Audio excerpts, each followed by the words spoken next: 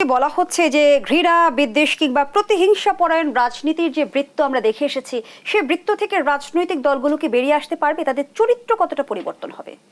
না, সেটা তো অতীতে তো বেরিয়ে আসতে পারে নাই দেখেই তো আমাদের দেশে আজকে যে রাজনৈতিক অঙ্গনে এই অস্থিরতা।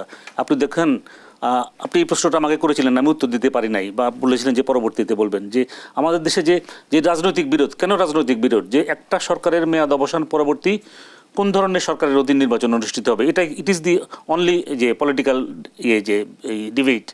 তো এখন তো এটা কিন্তু একটা মানে সকল দলের ঐক্যমতের ভিত্তিতেই কিন্তু এটা এই যে সুরাহা করা হয়েছিল, যে যখন 1996 সালে তত্ত্বাবধায়ক সরকারের বিল আনা হলো ত্রয়োদশ সংশোধনীর মাধ্যমে, এবং সেখানে দেখা গেল যে তখন তো যে যখন পঞ্চম সংসদ থেকে যখন আওয়ামী লীগ, জাতীয় পার্টি এবং জামাত ইসলামী পদত্যাগ করলো, তখন তো বিএনপির আর ওই সংখ্যাগরিষ্ঠতা ছিল না যে 2/3 মেজরিটি লাগে তো কনস্টিটিউশন অ্যামেন্ডমেন্ট করতে। তো এরা পদত্যাগ 4 বছর 8 মাসের মাথায় তারা পদত্যাগ করলো। এরপরে সংসদের আর ছিল আয়ুষ্কাল ছিল 2 বছর, তারপরে তারা সংসদ ভেঙে দিল। সংসদ ভেঙে দিয়ে নির্বাচন করলো, এবং নির্বাচন করার পরে এটা একতরফা নির্বাচন ছিল, এবং ওই নির্বাচনে দেখা গেল যে তারা তত্ত্বাবধায়কের বিল এনে ওই সংসদটাকে তারা অবলুপ্ত ঘোষণা করলো। এই যে এই তত্ত্বাবধায়কের বিল যে আনলো, যে এটাই সেখানে কিন্তু তখন 1996 সালে বিএনপি প্রধান উনি কিন্তু প্রজ্ঞার পরিচয় দিয়েছিলেন।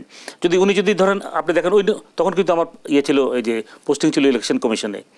তো এখন ওই নির্বাচনে দেখা গেল যে মানে বাংলাদেশে দেখা যায় যে যারা যে ক্ষমতা থেকে বিদায় নেয় নির্বাচনে, তারা খুব একটা ভালো করতে পারে না।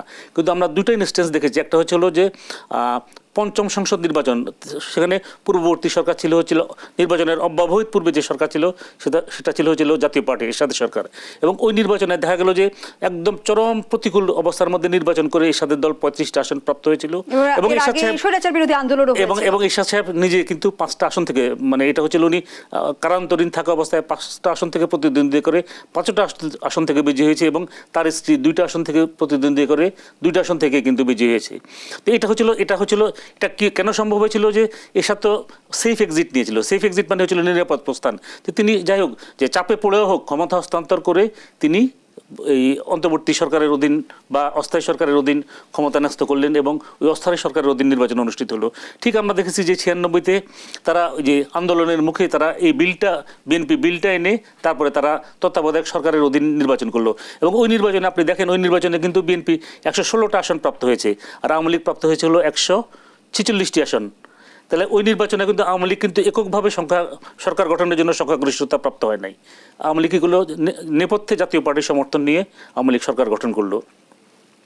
তো ওটাও কিন্তু এই যে 96-তে যে নির্বাচন হয়েছে সেখানেও কিন্তু বেগম খালেদা জিয়া সেফ এক্সিট নেওয়ার কারণে, নিরাপদ প্রস্থান নেওয়ার কারণে, এবং একটা তত্ত্বাবধায়ক সরকারের অধীনে নির্বাচনী ব্যবস্থা প্রবর্তনের কারণেই কিন্তু নির্বাচনে তারা এত ভালো ফলাফল করতে পেরেছিল।